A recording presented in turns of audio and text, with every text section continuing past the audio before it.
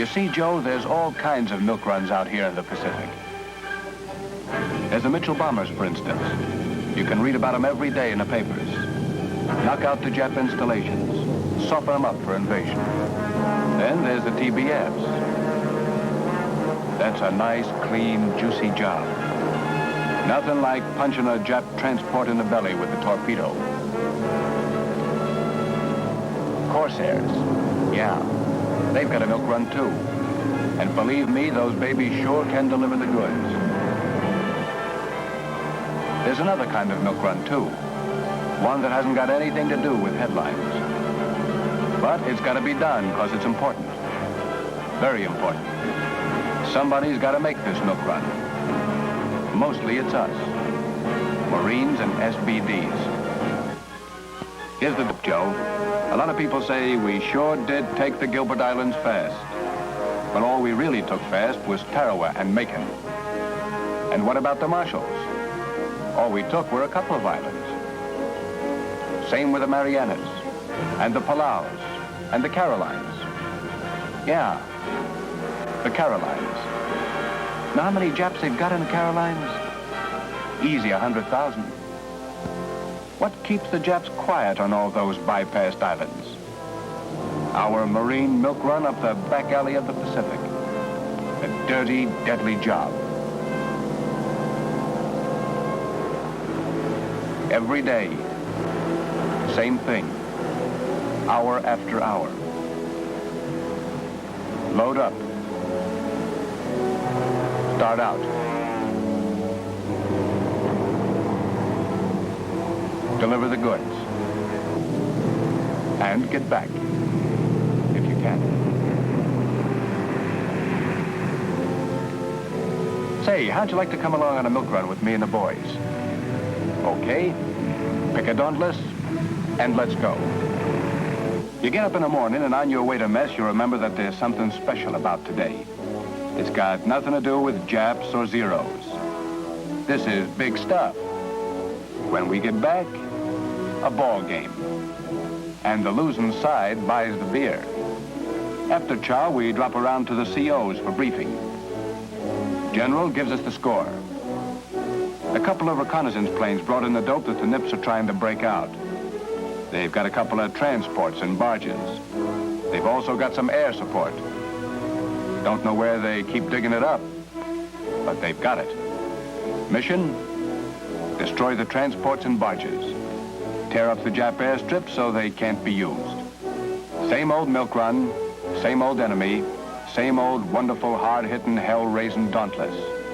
The SBD that drives the Japs to the DTs. There she is, the gorgeous milk wagon herself. Hot Tamale. That's her name. My rear gunner thought that one up. We're ready to shove off. First, you gotta sign out. You check the list for everything. Oil, gas, ammunition. Yep, all there. The rear gunner takes up his position, and you start her up.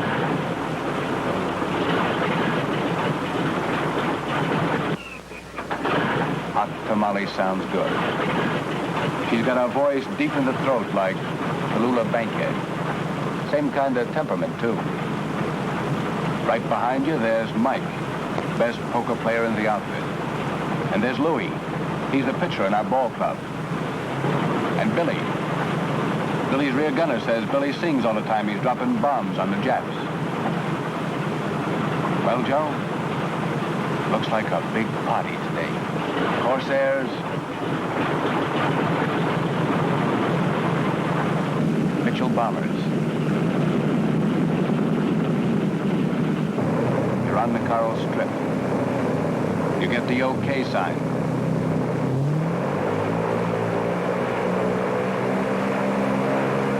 The Hot Tamale shakes her hips and starts a rumba down the strip. Faster, faster, till the cushion is shoving at your back, and Hot Tamale is gargling for more gas. You give it to her. You're off.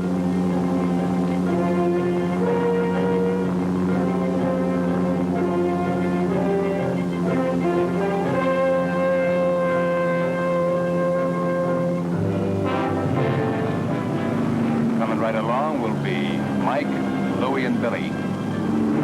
You're on your way. You've got your orders. You know what to do.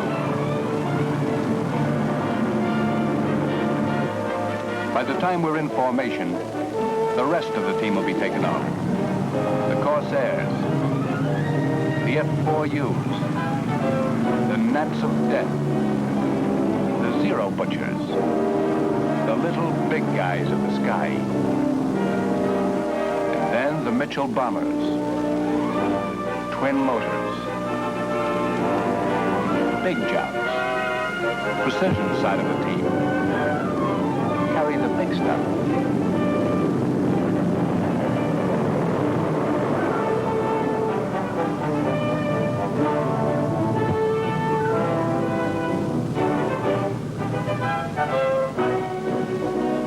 Like the Milky Way today.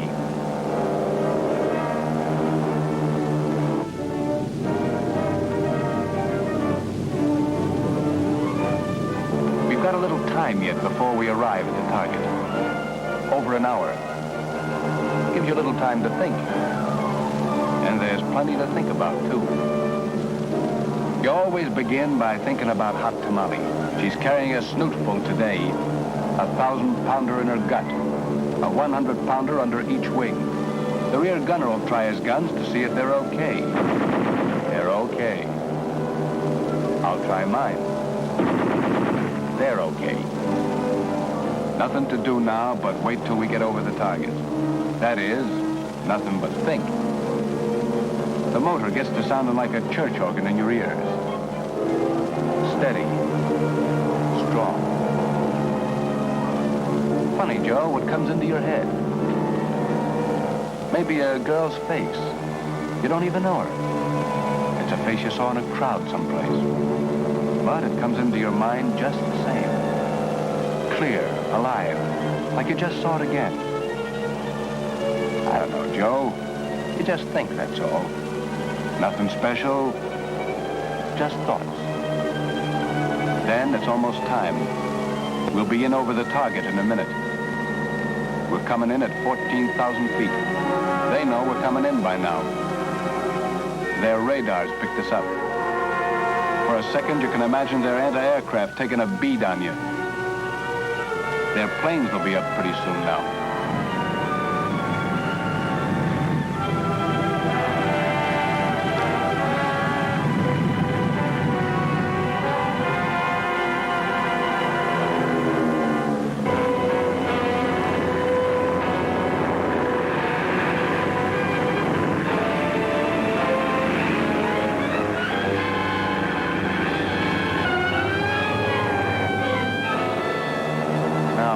Target.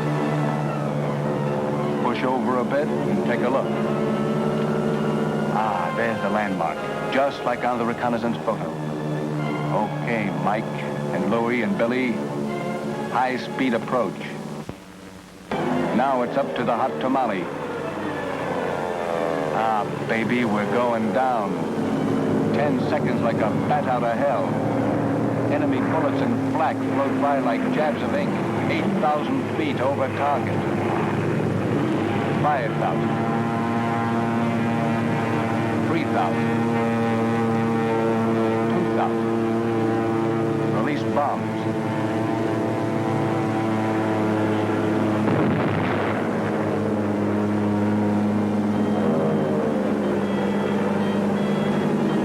Hot Tamale grabs hold of a girdle and grunts out of there. Duck, jab, tracers, and flank. Strafe and fight your way out. Upstairs, the Mitchells are coming in. Kind of impersonal-like.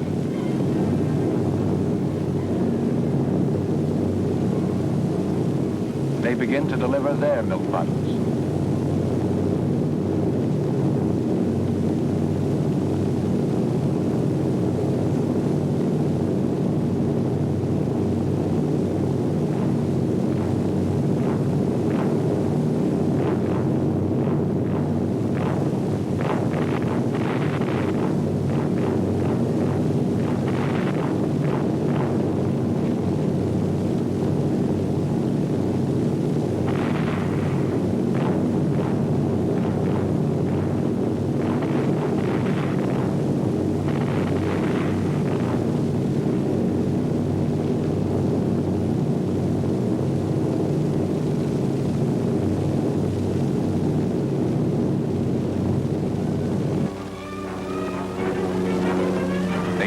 planes up this time.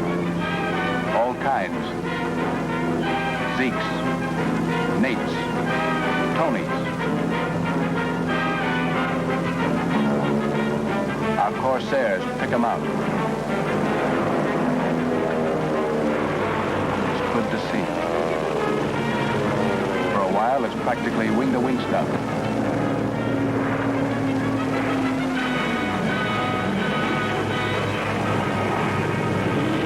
Get one of them in your sights. Spit on their tails.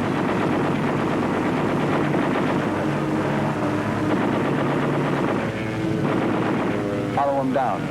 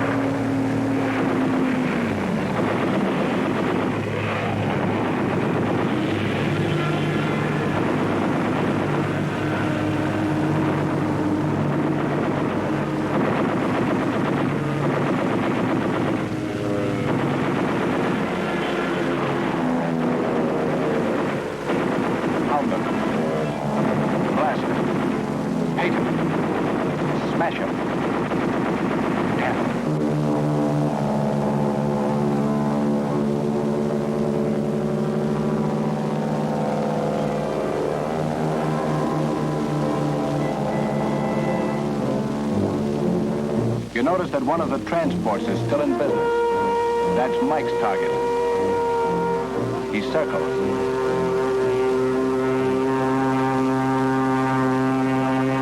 He dives.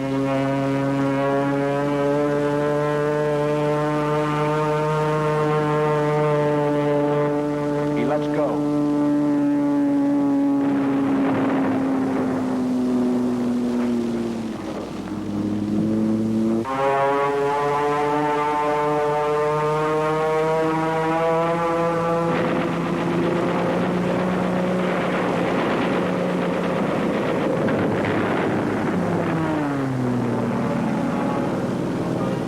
Rendezvous and then head for home.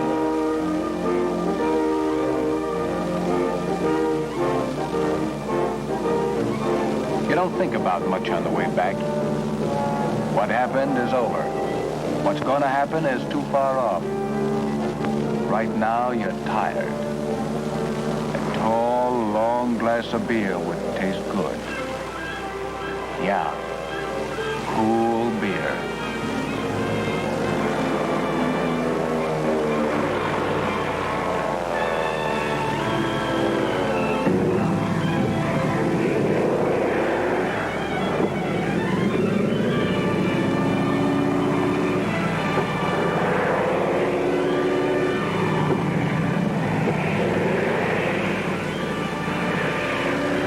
Set the hot tamale down easy. Gotta handle women with velvet. Yeah, that's when they give best. When you handle them nice.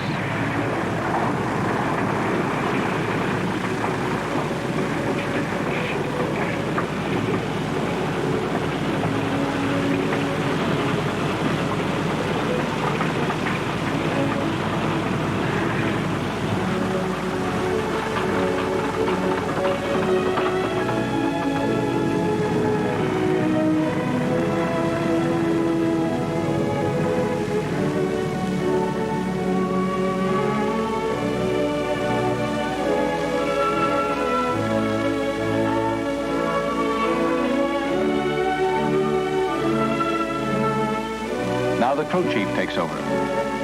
You tell him the works. Hole in the wing, radio out, brakes need adjusting, oil gauge off.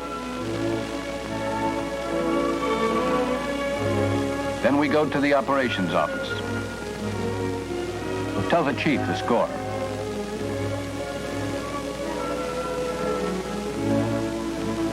Out there, the tamale's getting her face lifted and her cheeks rouged. Make repairs. Check everything. Get her ready for the next milk run.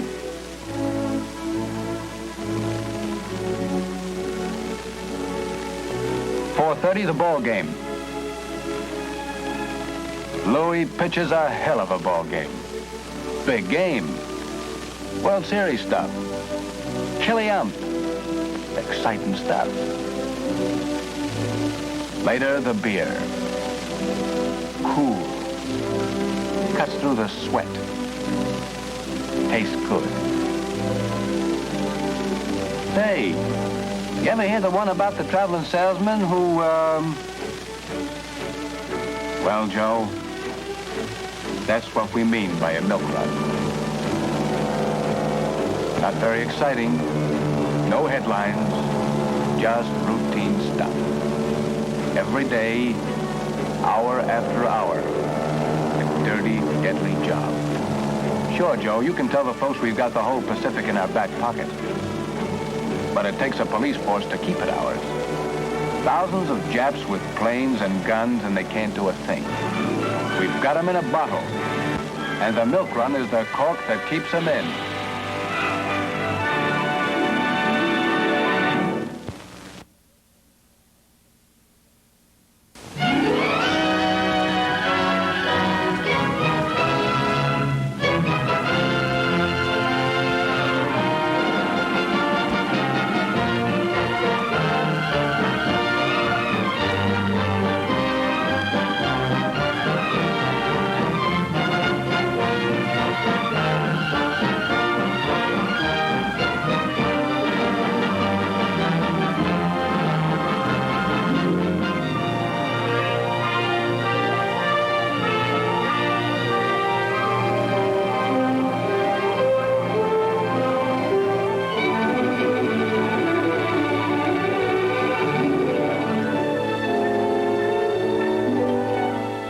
Training was over. A regiment of Marine Corps artillery stands its last inspection in the Pacific before shoving off for combat. Combat troops have always christened the weapons they fight with. So when an Iron Lady named 105 millimeter howitzer model M2A1 answered roll call as Glamour Gal, she wasn't just part of another section in G Battery anymore. 10 men and a gun had become a team of 11. There was the section chief, Sergeant Pipes from the Louisiana Bayou country, and the gunner, an ex-farmer named Bill Smith, Jr. Big Stoop Simulovich, a Wall Street clerk, fired Glamour Gal, and the loader was Chief Jefferson, a Choctaw Indian. There was Furman Alfonso Martinez out of Old Spain by way of Montana, and from Coal Valley, Pennsylvania, a one-time welder named Tom Hanby. There was Tommy Bratcher, ammo passer, who dreamt of raising Herefords back in Tennessee. And Tex Kuhn, who came, strangely enough, from Texas. Chris Benke, the Dutchman from D.C., with post-war plans in South America.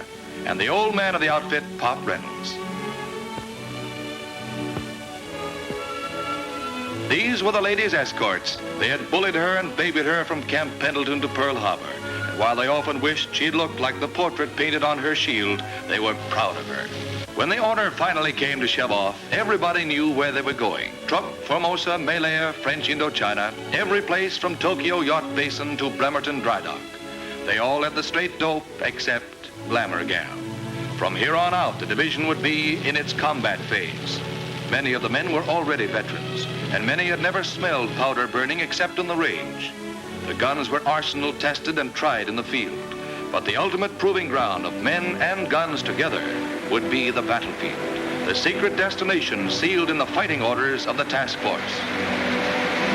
Down in the stuffy hold of a transport, the artillerymen were just passengers, bored, breathing last week's air, and reading the print of last year's magazines, swapping lies about their hometown girlfriends, and comparing the artistic merits of oceanside tattooing with that of Honolulu. But mostly they wondered where they were going. One morning they found out. The captain gave them the scoop, showed them their objective. It was the island of Iwo Jima in the volcano group, a godforsaken rock somewhere between the devil and the Dutch East Indies. He showed them Green Beach, where George Battery would go in. He showed them where Glamour Gal would fire her first shot in anger.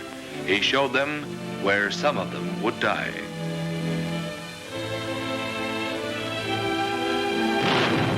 D-Day.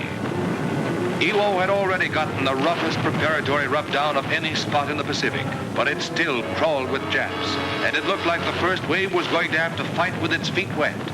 With their guns still below decks, the cannoneers of G Battery waited for the word from shore, the message that would tell them that the infantry was beached and wanted artillery support. Following the debarkation plan, Sergeant Pipes and half the crew went in with Glamour Gal in an amphibious truck, while the rest of the section clambered down the scramble nets into landing craft. It was just like maneuvers, except for that funny feeling around their breakfast. Crossing the line of departure, the men of the assault force realized that the Japanese artillery had good seaward observation. As the range shortened to include small arms fire, they knew the beach was still hot and that Glamour Gal would be plenty welcome.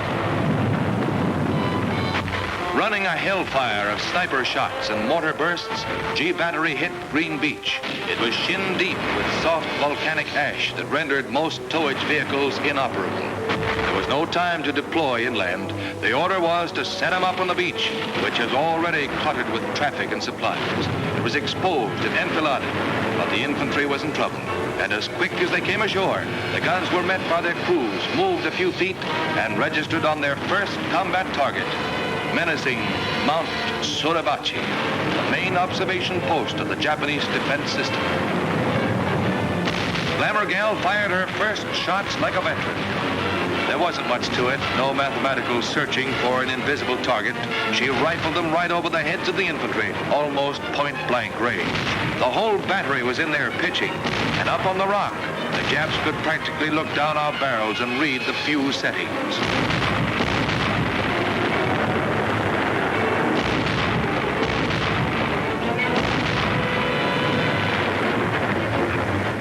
By evening, the casualties had started coming back. Glamour Gal hadn't lost any of her crew, but some sections were going to start short-handed the next day. The morning of D+1 found Glamour Gal and G Battery still sighted in on the sullen flanks of Suribachi.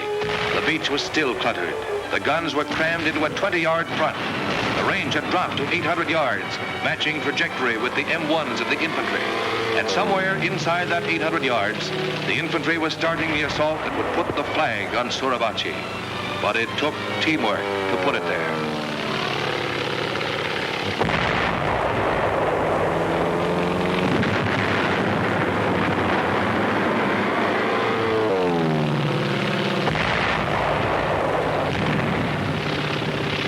As fast as the firing data reached her pit, Glamour Gal slammed her 33-pound projectiles into the caves and ledges of the big rock. But the ammunition supply had to be constant, incessant. It came in a rotating flotilla of ducks and Amtraks and was dispersed in safe, separate, and convenient piles out of reach from Suribachi. There was more fire pouring into that extinct volcano than ever came out of it when it was active. The mountain fought back. But gradually, the planes and ships and guns filled out the battle pattern that would end with Mount Suribachi once again, an extinct volcano.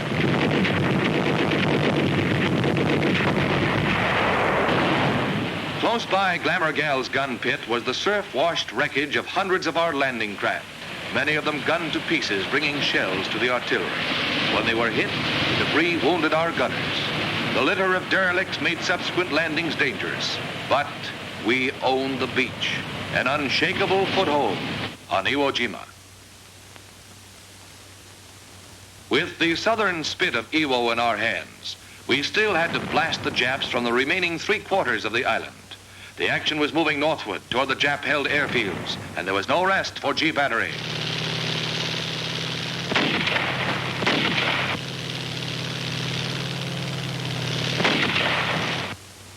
No place on the island was safe from the searching Jap fire, so Glamour Gal had to be dug well in her new position. The men moved cautiously because the sniper fire was heavy, and besides, the infantry was waiting. A change of positions meant an uneasy lapse in artillery support. The firing lag had to be kept to the absolute minimum.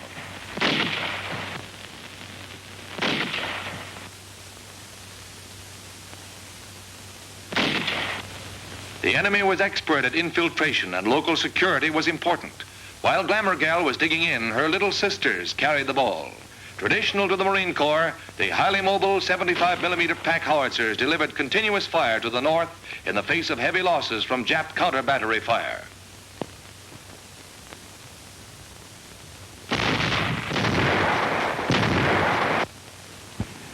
Any level ground that the Japs weren't using served as an airstrip for our grasshoppers. Aerial observation aided the ground batteries by identifying targets, spotting bursts, and radioing corrections back to the guns.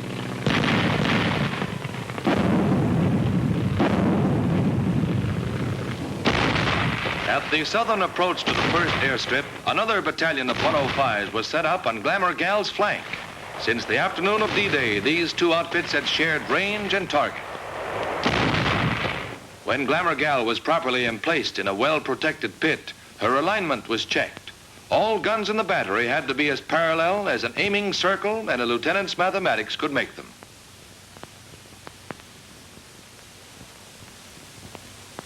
Forward observers landed with and deployed ahead of the infantry, spotted a large concentration of Japanese.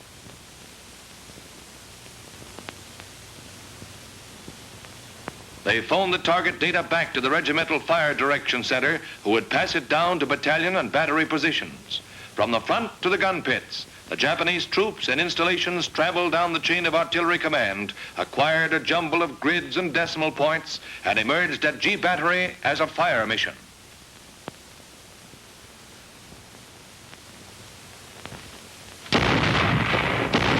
A synchronized barrage, with the entire regiment backing up Glamour Gal as she blistered the paint off her tube to get her quota of effective rounds into the target area.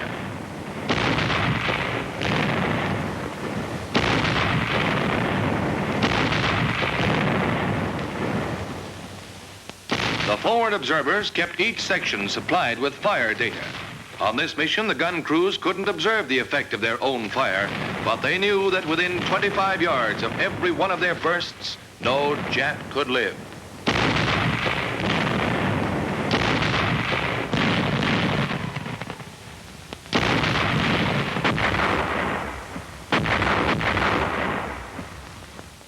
Up ahead, the infantry watched the smoke and bursts of the barrage. When it lifted, they were going in.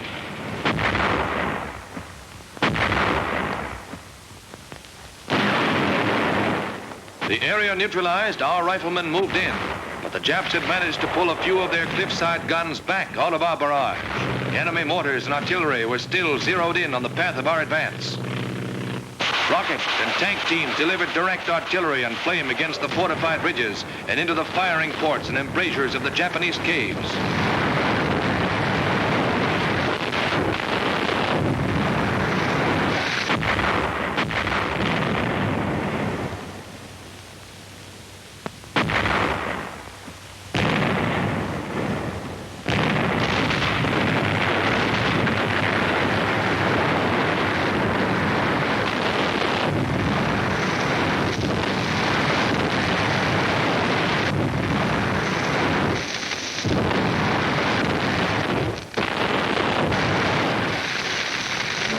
From the air, observers directed the execution of the order that came down through division to burn out the entire area.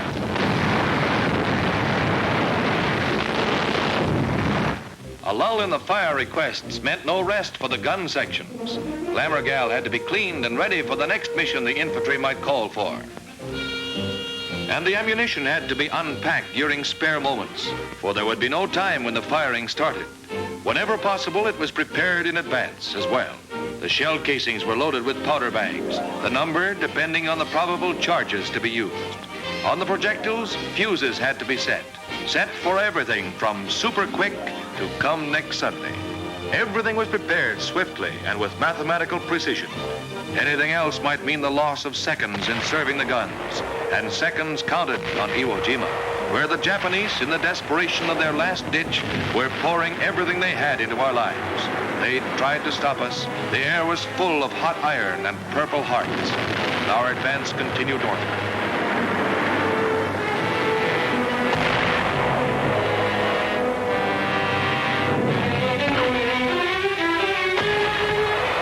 A few days after Glamour Gal had hit the beach, the Corps Artillery had landed its 155mm howitzers. Not as fast or as mobile as the 105s, they had greater range and destructive power, and they were just the answer to the long-range Jap coastal guns.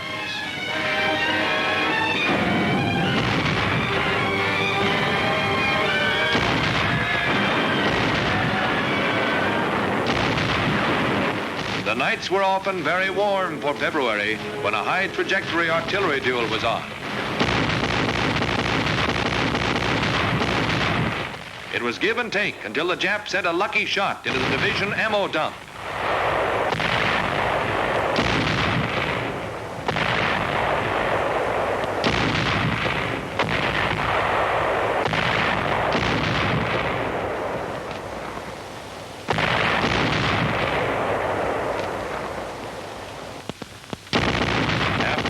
Things got strictly high trajectory, and division and Corps Artillery threw everything but the galley stove and the general's jeep into the Jap battery.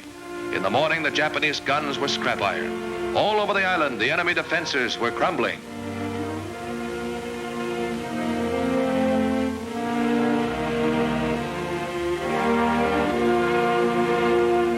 For the first time in almost a month, the artillery could stop to pick up its brass. The campaign was over.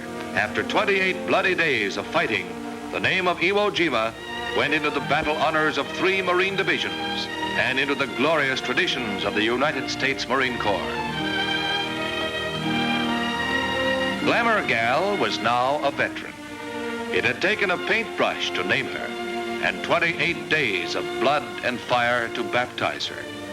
Now she and the boys were getting ready to shove off again, getting ready for the next operation. This time, too, everybody knew where they were going. Korea, Formosa, Malaya, French Indochina. But they didn't know that their next landing would be on Japan itself. They didn't know that inside of 7 months, the war would be over, and that Glamour Gal's next mission would be as a policeman's club to help keep order in Greater East Asia.